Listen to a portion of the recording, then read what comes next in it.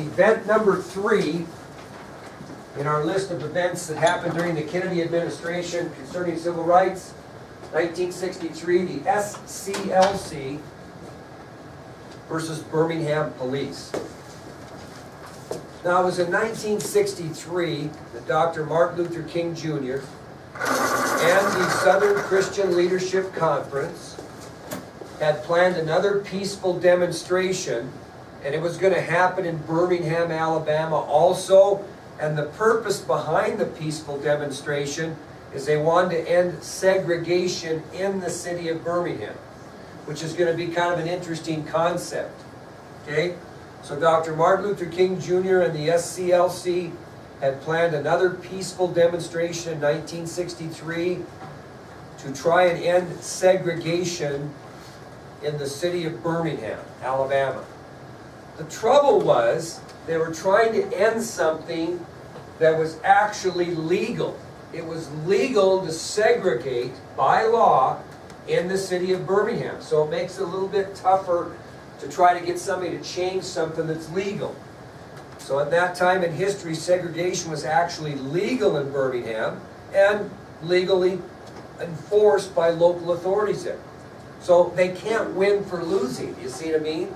Because if they go in there and protest something legal and they stepped out of bounds one bit, what's going to happen to them?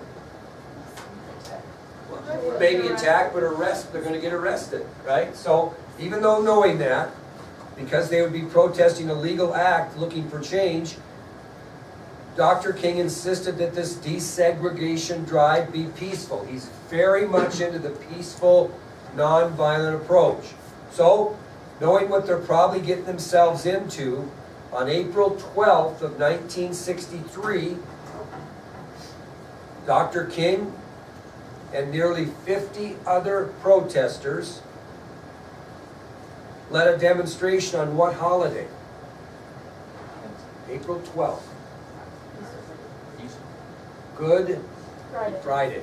So on Good Friday, on April 12, 1963, Dr. King and nearly 50 other protesters lead a demonstration, a peaceful demonstration, in Birmingham, Alabama, to try to make change on segregation.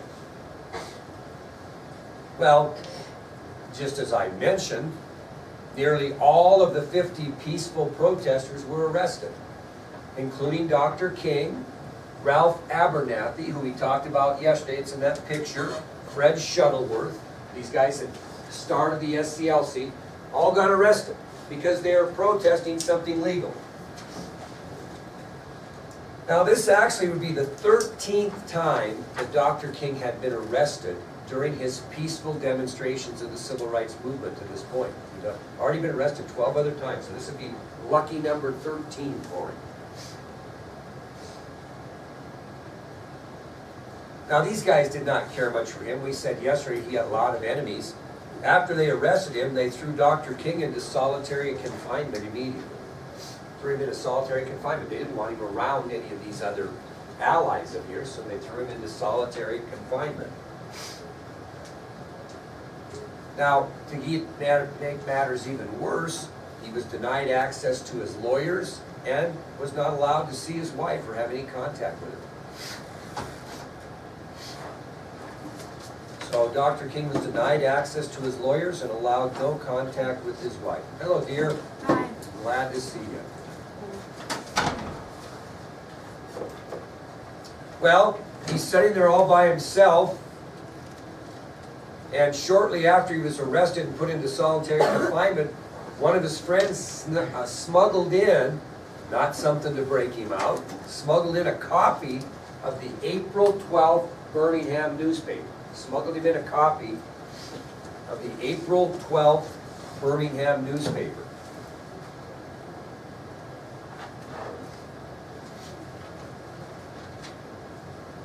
And I'll bet you that that paper that covered that peaceful demonstration that day had all kinds of open letters that were in support of Martin Luther King for what he did.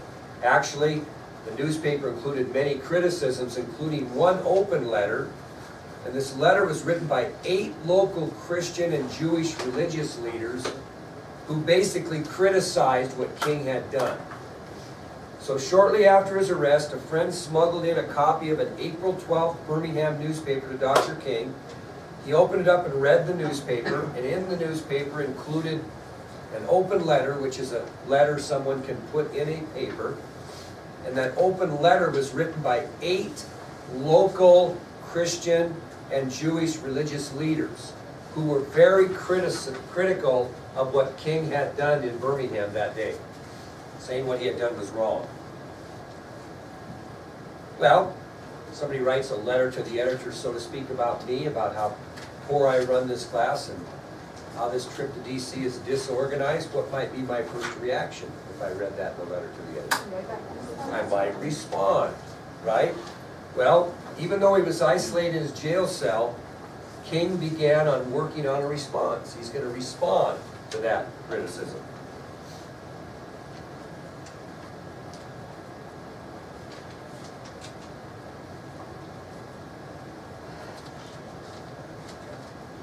Well, he really didn't have any notes or research materials as he's sitting in there in solitary confinement, and he drafts an impassioned defense of his actions, of his use of nonviolence but direct action. So he is writing a rebuttal to the criticism he received in the paper. Didn't have any notes, didn't have any research materials, all coming off his head.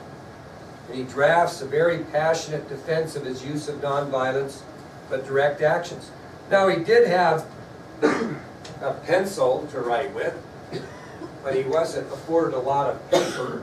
So where actually did he write this letter? On the newspaper, on the margins of the newspaper. So he initially started his letter by jotting notes in the margin of the newspaper itself. He continued to write out portions of his work on scraps of paper. And once his attorneys were allowed to see him, they supplied him with paper in which he continued this response to this criticism that he received from these local Christian and Jewish religious leaders. So he starts his letter by jotting everything in the margins of the newspaper. Finally, when they do allow his attorneys to visit with him, they supply him with paper and he writes out this work. Did he have black or white attorneys? White. Yeah. Both. I mean, he had both. Attorneys. Yeah. Now, Dr. King had a very close friend and ally by the name of Wyatt Walker. And he started accumulating these letters, these papers that the attorneys were bringing out, and putting this letter together.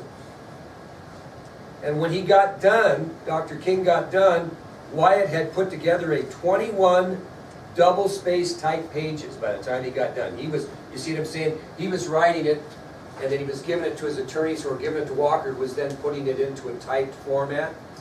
And when he got done, King's letter eventually ran into 21 double-spaced type pages. That's how much he wrote. Okay? More than 7,000 words as he sat in that Birmingham jail in solitary confinement.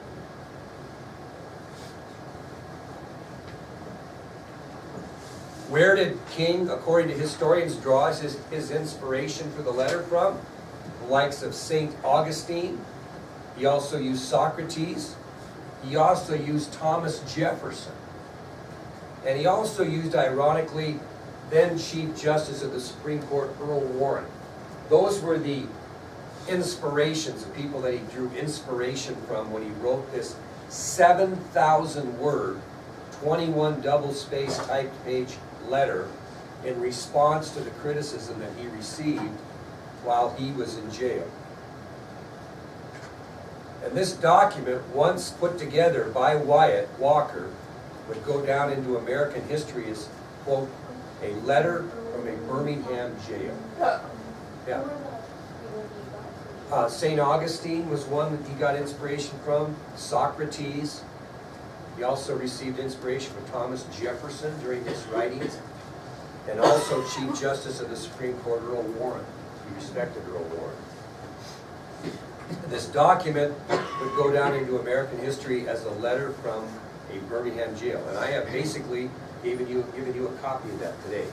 We're not going to read through it. I would like you to read through it on your own if you want to know more about it. It is quite a document. And it talks a lot about why he does what he does. But you have a copy of the letter from a Birmingham jail. Now, this letter began, what did Wyatt do with it? Published it, and it began to appear in publications all across this country.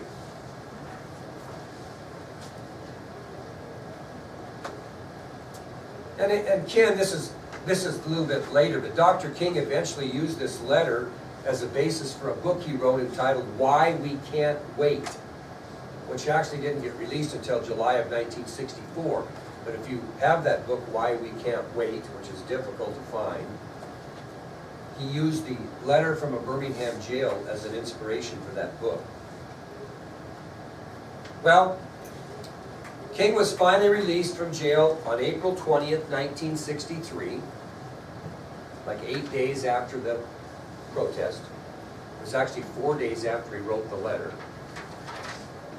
And guess who made arrangements for him to get out of jail? Why did he get out? Somebody made arrangements. Who did? Quiet. Bigger. President Kennedy made arrangements for him to be released from jail. Second time he did that, right? First time was a big one for him.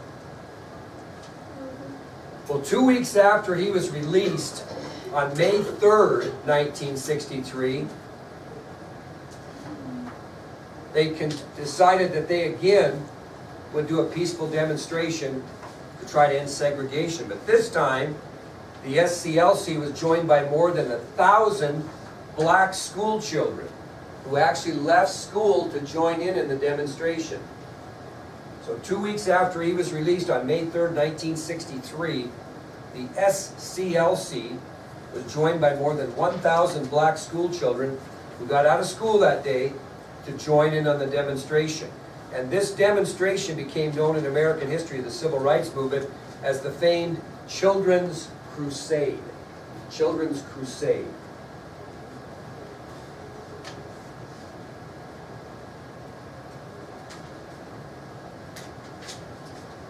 And on that day in which those 1,000 black children left school to help, it was estimated that there were about 2,500 people who came in to join in on that peaceful protest for integration and racial equality. So picture this in your mind. Martin Luther King, who started with 50 supporters, after getting thrown in jail and penning the letter from a Birmingham jail, now gets the support of 1,000 black school children and approximately 2,500 people total now that are going to do this protest. So they head into Birmingham, children included, and they run into Police Chief Eugene Bull Connor and his police force in Birmingham. So these 2,500 protesters were immediately met by Police Chief Eugene Bull Connor and a force of police officers. And these police officers were all equipped with what you might consider a little unconventional weaponry, such as electric cattle prods. People that are in the ag business, you know what those are, don't you? Those will give you they'll get your attention. Also, they had snarling police dogs, many snarling police dogs, and they used probably the most effective weapon they could that was unconventional, and that were fire hoses. And all three of these unusual weapons would be used on these civil rights protesters in Birmingham. Electric cattle prods, snarling dogs, and fire hoses. What's that? Everybody, anybody that was there got some of this. Well, let me kind of continue what Carly's questions, even the children. Is that kind of what you're saying?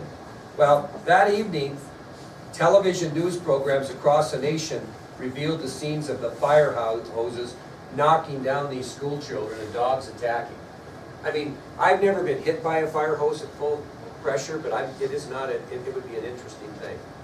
But they didn't spare anybody. I mean, they were hitting everybody. So, and all this was going on national television all across the country at the time. So people saw it. People saw on national television these fire hoses knocking down school children, these snarling dogs and cattle prods being used by the protesters. And obviously, what happened to many of these civil rights volunteers that were protesting? Injured, but they were arrested and jailed because were they violating local segregationist laws? Sure. So the same thing kind of happened again. Okay? Well, the difference between this and the initial protest by the 50 SCLC members is this resulted in violence and rioting. Okay? So public outrage would force the Kennedy administration to intervene again in Birmingham, exploded that evening with rioting and violence. Remember last time Kennedy had to send in 5,000 National Guardsmen troops to restore order at the University of Mississippi? He had to send 3,000 National Guardsmen into Birmingham to restore order again. It was just a mess. Not the severity of death and injury, however, as was in Mississippi. But Kennedy's going to learn a lesson here. Because what he's done the first two times is he sent in the National Guard, what? After the fact. You'll see what strategy he takes as we get into this a little bit more. But that was the events of Birmingham in 1963. This is a really interesting one, number 4. Also happened in 1963, but it happened at the University of Alabama. University of Alabama. There's an interesting fellow right here we're going to talk about. Governor of Alabama in the 1960s, very much a segregationist. You can see the Confederate flag, so to speak, behind him in this picture. George Wallace. He was the governor of Alabama during the 1960s. And what he did on June 11th, 1963, was similar to what Ross Barnett did at the University of Mississippi earlier. He personally prevented 2 Negro students from enrolling at the University of Alabama. That happened on June 11th, 1963.